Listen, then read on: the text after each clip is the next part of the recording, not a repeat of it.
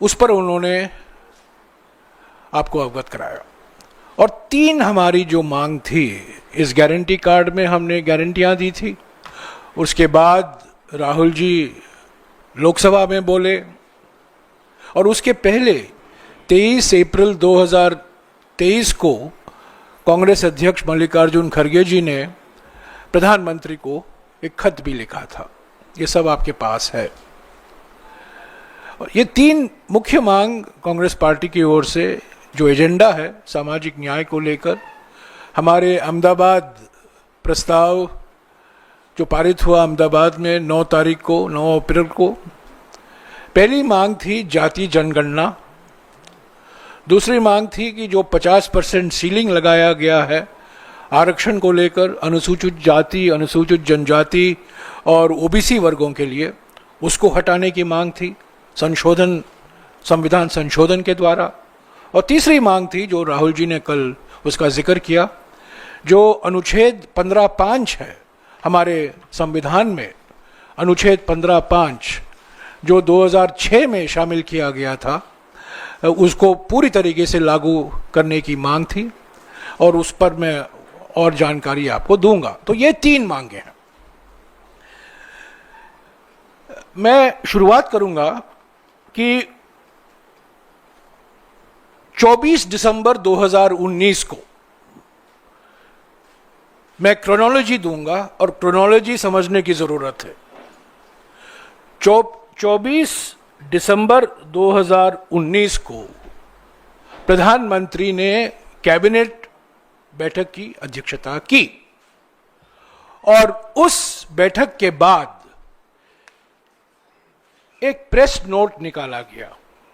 इसकी कॉपी मैं आपको दे दूंगा, पर यह पीआईबी के वेबसाइट पर आपको मिल जाएगा आसानी से। 24 दिसंबर 2019, और शुरुआत में प्रेस रिलीज कहता है, the union cabinet chaired by the prime minister Shri Narendra Modi has approved the proposal for conducting census of India 2021 at the cost of rupees 8,254 crores। 24 दिसंबर 2019 को कैबिनेट की बैठक होती है और घोषणा किया जाता है कि 2021 में जो जनगणना ड्यू है, हर 10 साल जो जनगणना कराया जाता है, 51 में हुआ, 81 में हुआ, 71 में हुआ, 81 में हुआ, 91 में हुआ, 2001 में हुआ, 2011 में हुआ, और 2021 की जनगणना के बारे में 24 दिसंबर 2019 को निर्णय लिया जाता है, और कहा जाता है कि इस पर 8,254 करोड़ रुपया खर्च होगा।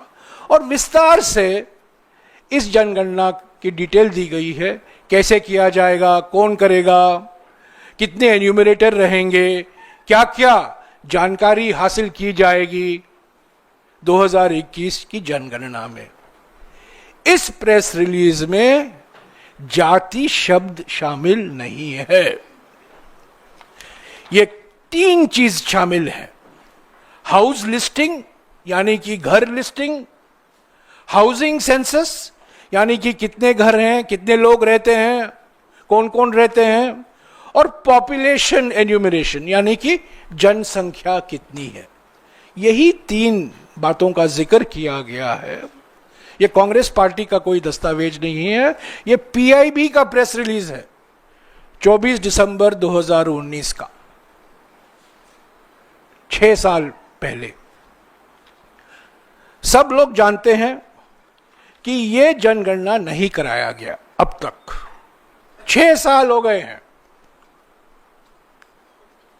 और अचानक अप्रत्याशित तरीके से कल सरकार की ओर से घोषणा हुई कि अगले जनगणना में जाति भी शामिल होगा। जैसा कि कल राहुल जी ने कहा, हेडलाइन तो दे दिया पर डेडलाइन कहां है? डेडलाइन के बिना हेडलाइन में तो प्रधानमंत्री बहुत माहिर हैं। उन्होंने कह दिया जाति शामिल होगा, और राहुल जी ने कल सवाल उठाया, आप एक रोड मैप देश के सामने रखिए। 6 साल से हम इंतजार कर रहे हैं इस जनसंख्या का। आप ही ने 24 दिसंबर 2019 को निर्णय लिया था, तब तो जाति का कोई जिक्र नहीं था। अचानक कल आपने कह दिया कि जाति जनगणना इस जनगणना के जो जनगणना कराया जाएगा उसमें शामिल होगा। 2025-26 में गृह मंत्रालय में जो सेंसस कमिश्नर का ऑफिस है, जो सेंसस कराता है, जो जनगणना कराने की जिम्मेदारी दी गई है, इस ऑफिस को 2025-26 के बजट में 575 करोड़ रुपया आवंटन हुआ है। 575 करोड़। और 24 दिसंबर 2019 को नरेंद्र मोदी की सरकार कहती है जनता को कि जनगणना कराने के लिए 8,254 करोड़ रुपए की जरूरत है। तो पहला सवाल यह है, 575 करोड़ में आप कौन सी जनसंख्या कराएंगे? जाति को छोड़िए, जो साधारण से जो आप करवाते हैं हर 10 साल, वो भी नहीं है। तो मंशा क्या है? मानसिकता क्या है? मकसद क्या है? हेडलाइन, कोई डिटेल नहीं, बजट में आवंटन नहीं। यह है हकीकत। 2019 का निर्णय जहां जाति शामिल नहीं है, और कल शाम का जो घोषणा हुई है वहां अचानक कहा गया है कि जाति भी गिनी जाएगी, जाति की संख्या भी गिनी जाएगी। राहुल जी ने कहा हम इसका स्वागत करते हैं, एक सही कदम है, पर कई सवाल खड़े होते हैं। मंशा के लेकर सवाल खड़े होते हैं। हेडलाइन तो मिल गया, पर डेडलाइन क्या है? कब कराएंगे? जनसंख्या आपको 2021 में कराना चाहिए था। आप बहाना देते हैं कोविड महामारी आ गई। कोविड महामारी के समय 50 से भी अधिक देशों ने जनसंख्या कराई, पर हमारे देश में जनसंख्या नहीं हुआ, सेंसस नहीं हुआ। कोविड महामारी 23 में नहीं था, 24 में नहीं था। 2-3 साल तो आपके पास थे जनसंख्या कराने के लिए, नहीं कराया। एक साल पहले, ठीक 1 साल पहले, जब प्रधानमंत्री हर एक टीवी चैनल को इंटरव्यू दे रहे थे, जब अपने आप को नॉन बायोलॉजिकल प्रधानमंत्री के रूप में पेश कर रहे थे, ये उन्हीं का शब्द है, मैं उनको याद दिलाना चाहता हूं। 28 अप्रैल को 2024 को वो कहते हैं कि जो लोग कास्ट सेंसस की बात करते हैं वो अर्बन नक्सल हैं। प्रधानमंत्री अर्बन नक्सल कब से बन गए? गृहमंत्री अर्बन नक्सल कब से बन गए? हम सोच रहे थे कि गृहमंत्री नक्सलवाद के खिलाफ ऑपरेशन कर रहे हैं सब जगह। गृहमंत्री भी अचानक अर्बन नक्सल बन गए, प्रधानमंत्री अर्बन नक्सल बन गए। ठीक 1 साल पहले एक चैनल के इंटरव्यू में, और ये सब हमारे कागजात नहीं है, ये सब सबको उपलब्ध है, जो कास्ट सेंसस की मांग कर रहे हैं उनकी विचारधारा, उनकी सोच अर्बन नक्सल की सोच है। प्रधानमंत्री ये कहते हैं। तो प्रधानमंत्री जी, कल शाम को क्या हो गया? अर्बन नक्सल नहीं याद आया आपको? और आपने धूमधाम बड़े तरीके से ये कहा कि हम जाति जनगणना कराएंगे, और इसका श्रेय लेने में लगे हुए हैं सभी मंत्री और प्रधानमंत्री, गृह मंत्री, अलग अलग मंत्री, सरकार के प्रवक्ता। 11 साल से प्रधानमंत्री ने जाति जनगणना के बारे में चुप्पी नहीं तोड़ी। बार बार ये मांग की गई कांग्रेस पार्टी की नेताओं की ओर से, और भी पार्टियों ने मांग की कि जो जनगणना, जाति जनगणना 2011 में कराया गया था, और ये 2011 की जो रिपोर्ट है, रिपोर्ट नहीं, इस जो सवाल जवाब के रूप में जब मैं मंत्री था, ये आपको मिल गया है। ग्रामीण भारत में सामाजिक, आर्थिक एवं जाति आधारित जनगणना 2011, ये शहरी इलाकों में भी हुआ और ग्रामीण इलाकों में भी हुआ। और हमने मांग की 2014 से कि ये जाति जनगणना को लेकर जो जानकारी हासिल की गई थी इस जनगणना द्वारा, आप इसको प्रकाशित कीजिए। उस पर चुप्पी नहीं तोड़ी, कुछ नहीं कहा। कांग्रेस अध्यक्ष खुद राज्यसभा में उठाए, राहुल जी बार बार लोकसभा में उठाए, सभी मंत्रियों ने उनकी आलोचना की। पर कल एक नया चैप्टर खोला गया कि हम चाहते हैं कि जाति जनगणना हो, और ये प्रधानमंत्री की सोच से ये निर्णय लिया गया है। तो 11 साल आप चुप रहे, और अचानक अप्रत्याशित तरीके से आपने ये निर्णय लिया, हेडलाइन बनाया, जब सारा देश शोक मना रहा है पहलगाम आतंकवादी हमले को लेकर। उस बीच आपने ये कह दिया कि जाति जनगणना कराएंगे। तो मैंने आपको आवंटन के बारे में कह दिया है, प्रधानमंत्री की सोच क्या थी 1 साल पहले, उसकी जानकारी मैंने आपको दी है। और जो 11 साल से हम मांग कर रहे हैं, जाति जनगणना कराइए, इसकी भी जानकारी मैंने आपको दी है। 2011 की जनगणना के बारे में कल अश्विनी वैष्णव जी बहुत कुछ बोले। ये 2011 में, जैसा कि मैंने कहा, ग्रामीण और शहरी भारत में सामाजिक, आर्थिक एवं जाति आधारित जनगणना, socio economic and caste census 2011 में कराया गया था। करीब 25 करोड़ परिवारों से जानकारी हासिल की गई थी, जाति की जानकारी और सामाजिक और आर्थिक स्थिति की जानकारी। यह बात सच है कि जाति की जानकारी जो हासिल की गई थी इस सर्वे में, वो प्रकाशित नहीं किया गया, क्योंकि उसमें कुछ खामियां, कई खामियां थी। 2012 में, 2013 में मैं खुद मंत्री था, और मैंने खूब कोशिश की राज्य सरकारों से मिलकर कि जो खामियां हमने पाई हर एक राज्य में, उसको हम कैसे सुधार सकें। बाद में इलेक्शन आया, मॉडल कोड ऑफ कॉन्डक्ट लगा, हम जानकारी प्रकाशित नहीं कर पाए।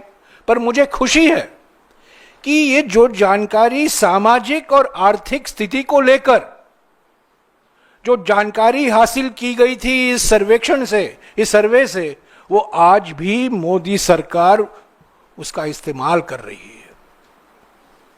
यानी कि जो पुराने जमाने में जो बीपीएल कहा जाता था, below the poverty line, BPL, वो बीपीएल नहीं है अभी ये सामाजिक और आर्थिक स्थिति की जानकारी, जो अभाव है, डिप्रीवेशन है, उसके आधार पर सारी सामाजिक कल्याण कार्यक्रम लागू होते हैं। और मोदी सरकार ने उसी जानकारी को इस्तेमाल किया।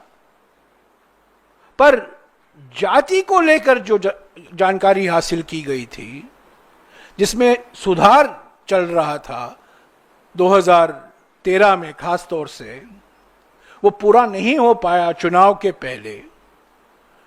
अचानक सरकार ने उस पर रोक लगा दी और सरकार की ओर से यह कहा गया कि जाति जनगणना हम नहीं कराएंगे।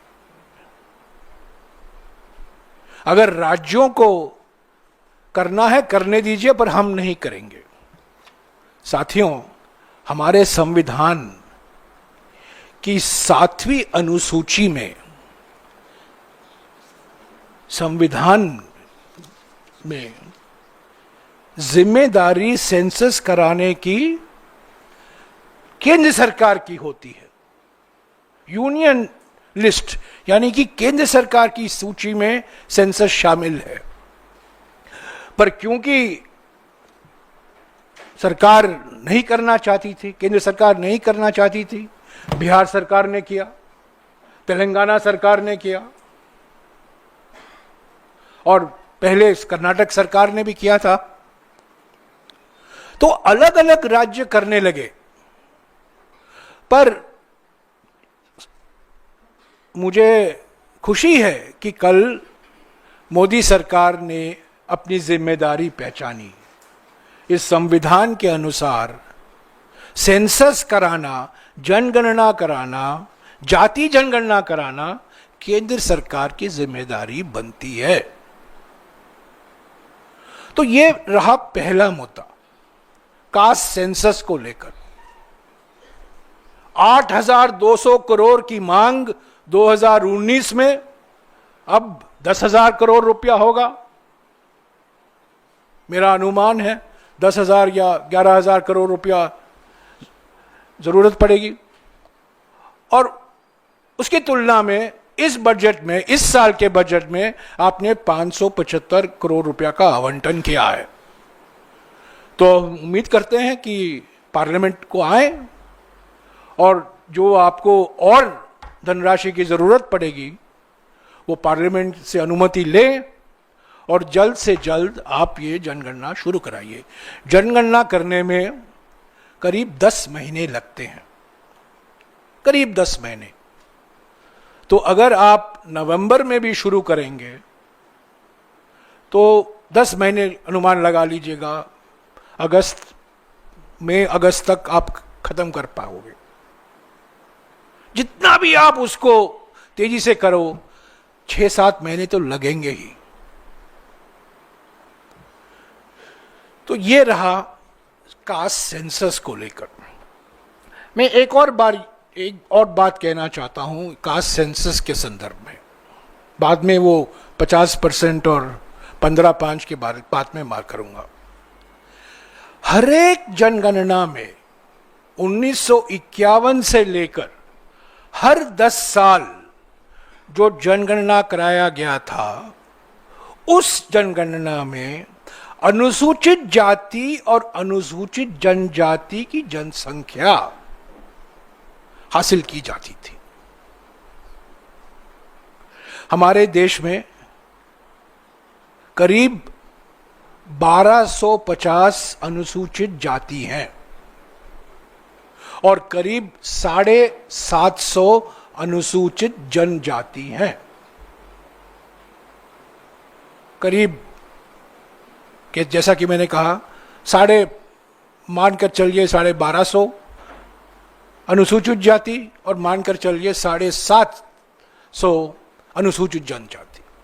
इन सारी जातियों की जनसंख्या क्या है, वो 1951 की जनसंख्या से मिल रहा है। तो 2021 में अगर मोदी सरकार कराती, तब उसमें अनुसूचित जाति और अनुसूचित जनजाति की भी जनसंख्या आपको मिल जाता। तो एक्स्ट्रा क्या है कास्ट सेंसस में? एक्स्ट्रा ये है कि ओबीसी की जो जनसंख्या है जो नहीं ली गई थी 1951 से, वो ली जाएगी। तो जनसंख्या में क्या डिस्ट्रीब्यूशन है, कितने अपर कास्ट हैं, कितने ओबीसी हैं, वो भी मिल जाएगा। ऐसे तो अनुसूचित जाति और अनुसूचित जनजाति की जनसंख्या आपको तो मिलेगी ही, पर एक्स्ट्रा आपको अतिरिक्त जानकारी क्या मिलेगी कि ओबीसी की जनसंख्या क्या है, और जो नॉन ओबीसी हैं, नॉन शेड्यूल्ड कास्ट हैं, नॉन शेड्यूल्ड ट्राइब है, उनकी भी जानकारी आपको मिलेगी। तो पूरी जानकारी, जैसा कि राहुल जी बार बार कहते थे, ये एक्सरे आपको मिल जाएगा। समाज में जाति आधारित जनगणना करेंगे तो आप जनगणना की डिस्ट्रीब्यूशन क्या है, अलग अलग जातियों की जनसंख्या क्या है, और क्यों हम ये जानकारी चाहते हैं, क्योंकि हमारे संविधान में आरक्षण जनसंख्या पर दिया जाता है। इसके बारे में मैं अभी बात करूंगा। तो दूसरी बात, ये 50% को लेकर बार बार मैं आज अखबार में पढ़ रहा हूं, बिहार के चुनाव के को मद्देनजर रखते हुए कल शाम को इन्होंने कास्ट सेंसस की घोषणा की है। मैं आपको बता दूं, बिहार में कास्ट सर्वे हो चुका है, नई बात नहीं होगी। बिहार में, तेलंगाना में हो चुका है, और बिहार में 65% रिजर्वेशन दिया गया है, और तेलंगाना में भी कास्ट सर्वे के मुताबिक रिजर्वेशन दिया जा रहा है। मुसीबत आती है कि सुप्रीम कोर्ट ने 1962 में पहली बार 28 सितंबर 1962 में एक मशहूर केस है, जो लोग पढ़ना चाहते हैं मैं वो जजमेंट आपको दिलवा दूंगा, MR Balaji versus state of Mysore. MR Balaji versus state of Mysore, supreme court में 28 सितंबर 1962। पहली बार सुप्रीम कोर्ट ने कहा कि 50% एक सीमा होनी चाहिए, आरक्षण 50% के ऊपर नहीं हो सकता। यह संविधान में कहीं नहीं लिखा है। बाबा साहब अंबेडकर ने कहीं नहीं कहा था, पटेल साहब ने कभी नहीं कहा था, हमारे संविधान के निर्माताओं ने कभी नहीं कहा था। 28 सितंबर 1962 को सुप्रीम कोर्ट तय करता है कि आरक्षण 50% के ऊपर नहीं जा सकता। MR Balaji versus state of Mysore. उसके बाद कई निर्णय में यह दोहराया गया, और सबसे महत्वपूर्ण जो जजमेंट आया, ऐतिहासिक जजमेंट, जिसके वजह से मंडल कमीशन की सिफारिशें लागू हुई, नरसिम्हा जी की सरकार, जब नरसिम्हा जी प्रधानमंत्री थे और सीताराम केसरी जी समाज कल्याण मंत्री थे, 16 नवंबर 1992, 16 नवंबर 1992,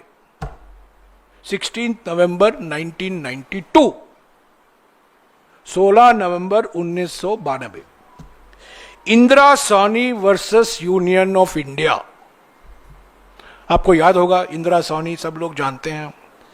इंदिरा सोनी निर्णय में भी यह दोहराया गया कि आप मंडल कमीशन, मंडल आयोग की सिफारिशें आप लागू कर सकते हैं, ये बुनियादी संरचना के खिलाफ नहीं है, संविधान का कोई उल्लंघन नहीं है, संविधान के बुनियादी संरचना के खिलाफ नहीं है, पर एक शर्त लगाई, और वो शर्त क्या थी कि अनुसूचित जनजाति और ओबीसी वर्गों के लिए आरक्षण 50% के ऊपर नहीं होगा।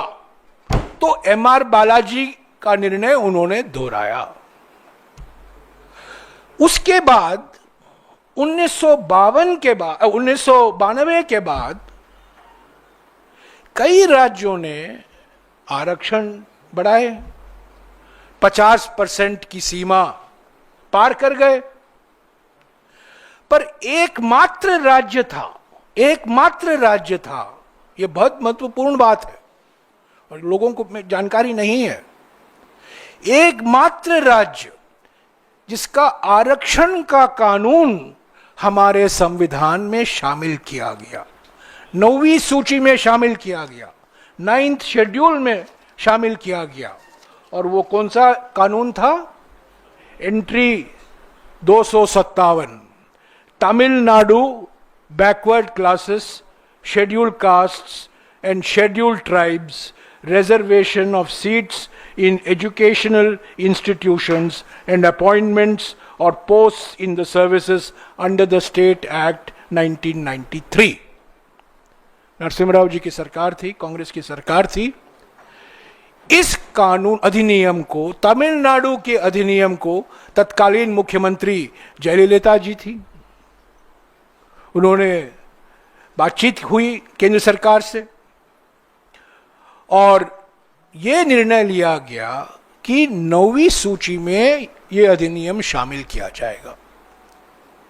अगर आप देखें 9वीं सूची में, और 9वीं सूची के बारे में मैं आपको और कुछ बताऊंगा, 284 एंट्री हैं, 284 कानून हैं जो 9वीं सूची में शामिल किए गए हैं, और एकमात्र आरक्षण कानून तमिलनाडु का है। ज्यादातर कानून भूमि सुधार से संबंधित है, लैंड रिफॉर्म से संबंधित है। तो तमिलनाडु का कानून आया यहां। संविधान के 9वीं सूची का माने क्या है?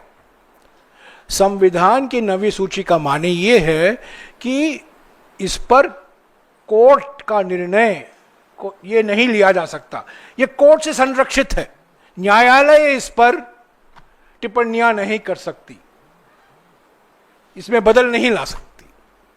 ये तब सोच था, इसमें भी कुछ परिवर्तन आया है, उसका भी मैं आपको जानकारी दूंगा। अब माफ कीजिएगा, ये थोड़ा क्लासरूम के माफिक हो रहा है, पर ये सब जानकारी मैं दे रहा हूं आपको, क्योंकि ये जानकारी आपको मोदी सरकार से नहीं मिलेगी। तो ये तमिलनाडु का कानून शामिल किया गया 9वीं सूची में 1994 में, इफेक्टिव 31/8/1994 ये शामिल किया गया। तो तमिलनाडु में आज संरक्षण 69% है, पर वो गैर संवैधानिक नहीं है, वो इलीगल नहीं है, गैर कानूनी नहीं है, वो सुरक्षित है, हमारे संविधान के द्वारा वो सुरक्षित है, एकमात्र राज्य है। तो ये 50% सीमा की मांग राहुल जी ने क्यों की? 50% की सीमा को हटाने की मांग खड़गे जी ने क्यों की? एआईसीसी ने क्यों की अहमदाबाद में? क्योंकि अगर आप 50% पार करोगे तो सुप्रीम कोर्ट कहेगा यह गैर संवैधानिक है, तमिलनाडु को हटाकर। और यही हुआ है। बिहार में जो कास्ट सर्वे कराया गया था, जब कांग्रेस की सरकार थी, जब मिलीजुली सरकार थी, जब पलटी के पहले सरकार, तो पलटी के पहले सरकार ने करवाया था, और 65% आरक्षण बिहार में। कोई हाईकोर्ट गए, हाईकोर्ट ने खारिज कर दी, वो सुप्रीम कोर्ट आए, अभी मामला लंबित है सुप्रीम कोर्ट में। तो कुछ भी कहे, प्रधानमंत्री अभी बिहार जा रहे हैं, 4 तारीख को मेरे ख्याल में जा रहे हैं बिहार, हालांकि सऊदी अरेबिया से लौटे और फौरन ऑल पार्टी मीटिंग में तो आए नहीं, बस बिहार चले गए। वो कुछ भी कहें आरक्षण को लेकर, 65% आरक्षण लागू नहीं होने वाला है बिहार में जब तक ये 50% सीमा नहीं हटाया जाएगा। क्या रोक रहा है मोदी सरकार को कि आप 9वीं सूची में शामिल कराओ, 9 शेड्यूल में शामिल कराओ, संविधान में संशोधन का प्रस्ताव लाओ कि ये 50% लागू नहीं होगा, विशेष सत्र बुलाओ। यही तो मांग कल राहुल जी ने कही कि जब तक संविधान में आप संशोधन नहीं करोगे तो एमआर बालाजी से लेकर इंदिरा साहनी जजमेंट 1962 से लेकर 1992 तक 30 साल में 6-7 बड़े बड़े निर्णय आए हैं जहां 50% की सीमा को पार करने के लिए वो संविधान के उल्लंघन है, संविधान की बुनियादी संरचना के खिलाफ है। तो 50% की सीमा बहुत महत्वपूर्ण है महाराष्ट्र के लिए, हरियाणा के लिए, कर्नाटक के लिए, तेलंगाना के लिए, बिहार के लिए, गुजरात के लिए, कहीं भी। अब 50% किसको लागू होता है? अनुसूचित जाति, अनुसूचित जनजाति और ओबीसी वर्गों के लिए। इकोनॉमिकली वीकर सेक्शन इस 50% में नहीं आते हैं, वो अलग है। ये 50% सिर्फ अनुसूचित जाति, अनुसूचित जनजाति और ओबीसी को लागू होता है। तो हमारी दूसरी मांग है संविधान में संशोधन कराओ, 50% की सीमा हटाओ, तभी कास्ट सेंसस का कुछ मायने रखता है। कास्ट सेंसस क्यों करा रहे हैं? जनसंख्या की जानकारी आप हासिल करना चाहते हैं, और इसमें कोई राज नहीं है कि जब आप वो जनसंख्या की जानकारी आपको मिलेगी तो आपको पता चल जाएगा कि अनुसूचित जनजाति और ओबीसी वर्गों की जनसंख्या 50% से बहुत ज्यादा है। तो वो सीमा पार करना ही है। सिर्फ सेंसस कराने से कोई फायदा नहीं होगा, पहला कदम है, कराना चाहिए। एक्सरे पहले होता है, बाद में इलाज होता है। तो पहला इलाज है 50% सीमा। कैसे हटाएंगे आप? संविधान में संशोधन कराइए, संविधान में साफ लिखिए that schedule caste, schedule tribe, OBC वर्गों के लिए ये 50% सीमा लागू नहीं होगा। प्रधानमंत्री ने अभी 6 फरवरी 2025 को राज्यसभा में एक भाषण दिया। वो हर साल लोकसभा में एक बार ही बोलते हैं और राज्यसभा में एक बार बोलते हैं, बस। वो प्रेसिडेंट्स एड्रेस के जो मोशन ऑफ थैंक्स होता है तभी प्रधानमंत्री बोलते हैं, और तो बोलते ही नहीं और आते भी नहीं है। 6 फरवरी 2025 को प्रधानमंत्री ने कहा था, अरे हमारे पहले स्टॉप गैप प्रधानमंत्री, शब्दों का इस्तेमाल देखिए, स्टॉप गैप, जवाहरलाल नेहरू को स्टॉप गैप प्रधानमंत्री कहा था, यानी कि संविधान भी स्टॉप गैप है, डॉक्टर अंबेडकर भी स्टॉप गैप है, सरदार पटेल भी स्टॉप गैप है। उन्होंने कहा, और मैंने आपत्ति जताई, पर चेयरमैन साहब ने मेरी बात मानी नहीं। मैंने कहा, आप कैसे इनको स्टॉप गैप प्रधानमंत्री कह सकते हैं? और उन्होंने क्या कहा कि स्टॉप गैप प्रधानमंत्री ने संविधान का पहला संशोधन कराया 1951 में। इस संविधान का संशोधन क्यों कराया गया? प्रधानमंत्री बोलेंगे नहीं। मेरे पास ये जो संविधान का पहला संशोधन किया गया 1951 में, पहले एक सेलेक्ट कमिटी बिठाई गई थी। तब लोकसभा राज्यसभा नहीं था, कॉन्स्टिट्यूएंट असेंबली को आजादी के बाद प्रोविजनल पार्लियामेंट बनाया गया। राज्यसभा नहीं था 1951 में, उसका नाम लोकसभा नहीं था, प्रोविजनल पार्लियामेंट कहा जाता था, पार्लियामेंट कहा जाता था, कभी कभी प्रोविजनल पार्लियामेंट। और पहले संशोधन के लिए 21 सदस्यों वाली एक सेलेक्ट कमेटी बिठाई गई। उस जमाने में विधेयक सेलेक्ट कमेटी को भेजा जाते थे, आजकल तो वो नहीं रहा। आजकल बिल आता है, उस पर चर्चा होती है और पारित हो जाता है, कमेटी में समीक्षा के लिए भेजा नहीं जाता। 21 सदस्यों की समिति बनी और ये रिपोर्ट मैं आपको दूंगा। मैंने पार्लियामेंट्री के लाइब्रेरी के आर्काइव से इसको ढूंढ निकाला है, सदस्यों के नाम देखिए।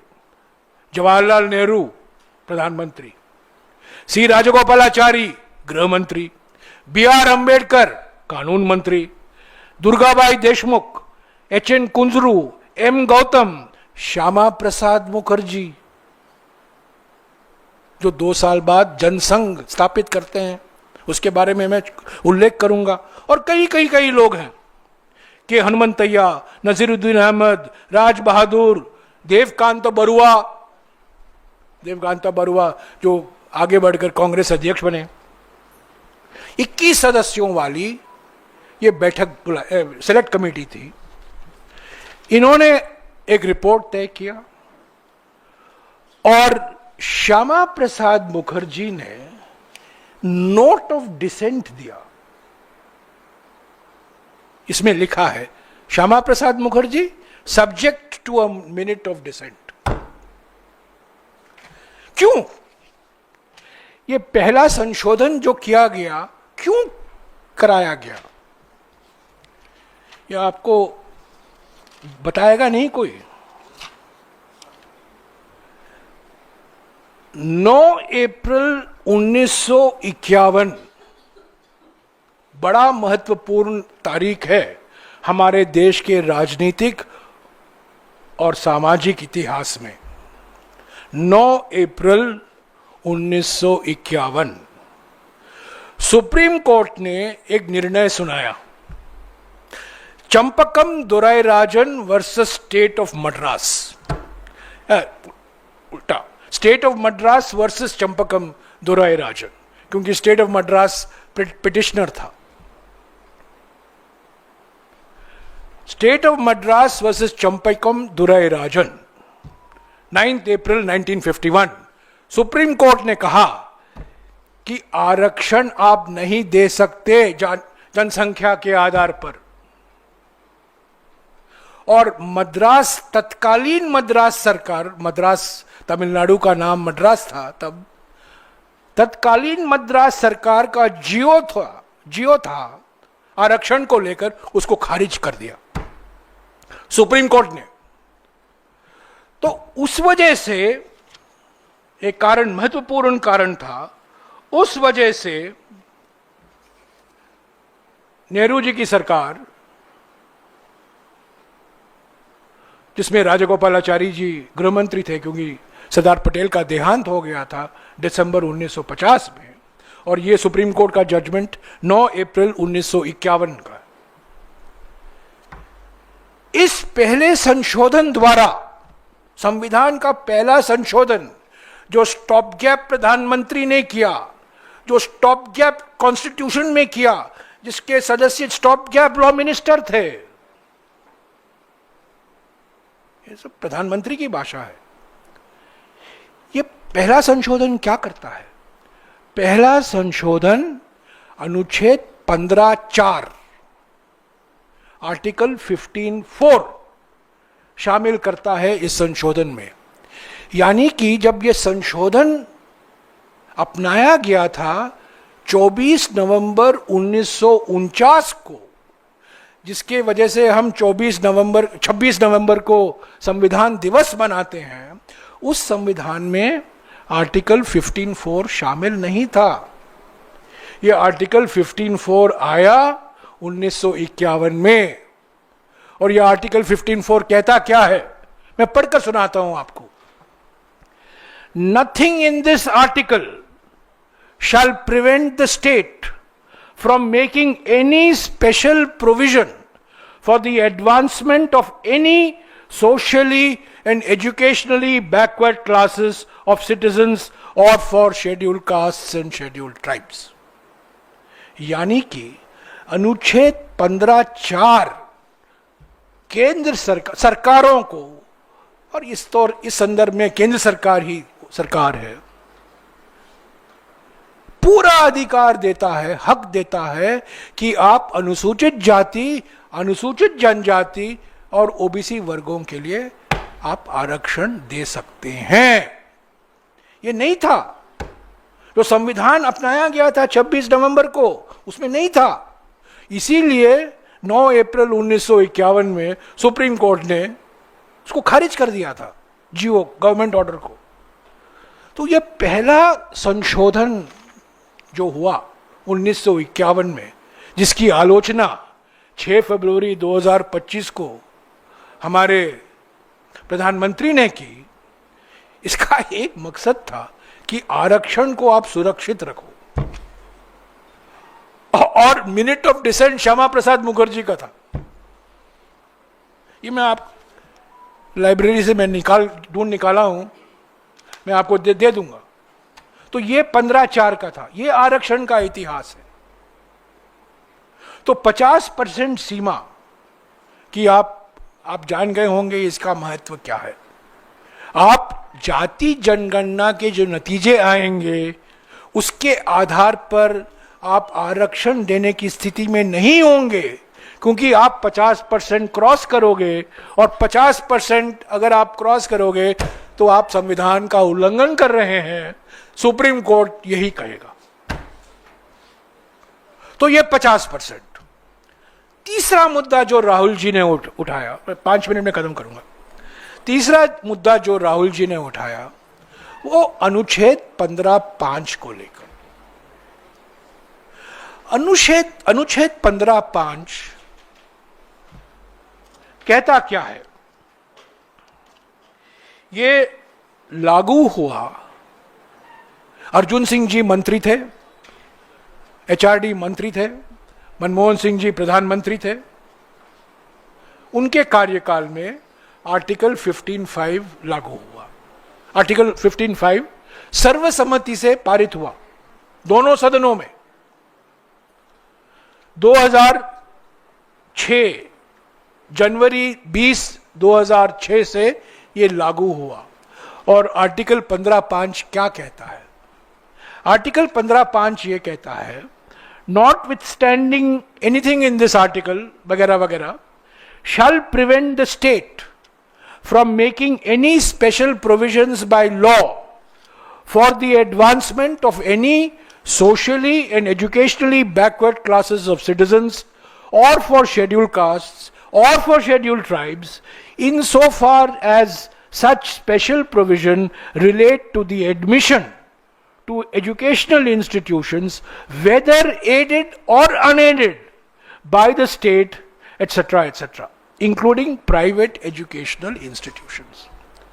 संविधान में अनुच्छेद 15(5) कहता है कि सरकार को पूरा हक है, पूरा अधिकार है कि अनुसूचित जनजाति और ओबीसी वर्गों के युवाओं के लिए आप सभी शैक्षिक संस्थाओं में, सरकारी और निजी, दोनों में आप आरक्षण दे सकते हैं। इसके बाद क्या हुआ? इसके बाद मनमोहन सिंह जी की सरकार एक अधिनियम बनाई, वो भी पारित हुआ सर्वसम्मति से। वो पारित हुआ कि केंद्र सरकार जो संस्थाएं चलाती है, आईआईटी, आईआईएम, सेंट्रल यूनिवर्सिटी, उसमें आरक्षण ओबीसी को भी मिलेगा। यानी कि तब तक सिर्फ एससी एसटी को मिला करता था। एससी एसटी और ओबीसी वर्गों के लिए आरक्षण सभी सरकारी शैक्षिक संस्थाओं में मिलेगा। यह 2007 में यह अधिनियम बना।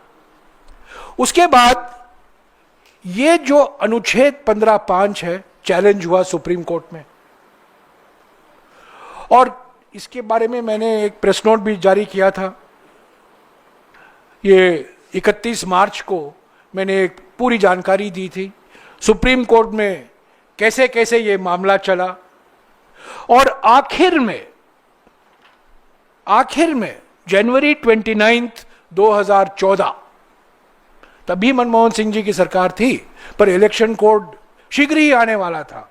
सुप्रीम कोर्ट ने कहा कि अनुच्छेद 15(5) संवैधानिक है, बुनियादी संरचना का उल्लंघन नहीं करता है, क्योंकि चुनौती तो उसी को लेकर था।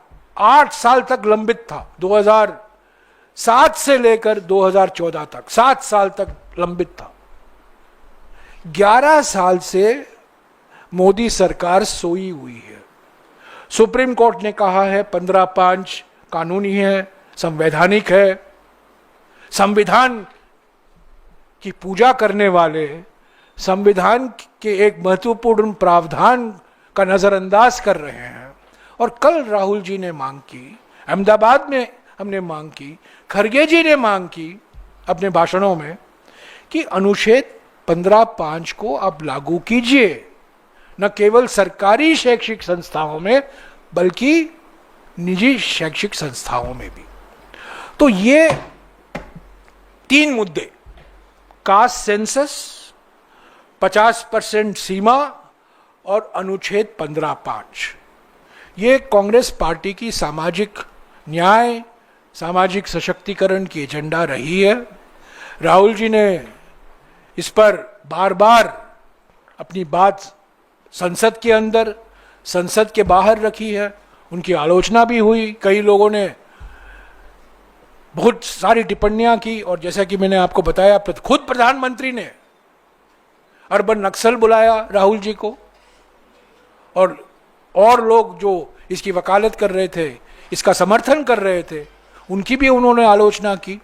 पर कल एक पहला कदम लिया गया, हेडलाइन बना, हेडलाइन जरूर बना, पर कोई डिटेल्स नहीं है, आवंटन नहीं है, समय सीमा नहीं है, किस तरीके से ये जानकारी हासिल की जाएगी उसका कोई डिटेल नहीं है। और जानकारी हासिल करने के बाद क्या आप 50% की सीमा हटाओगे, उस पर चुप्पी।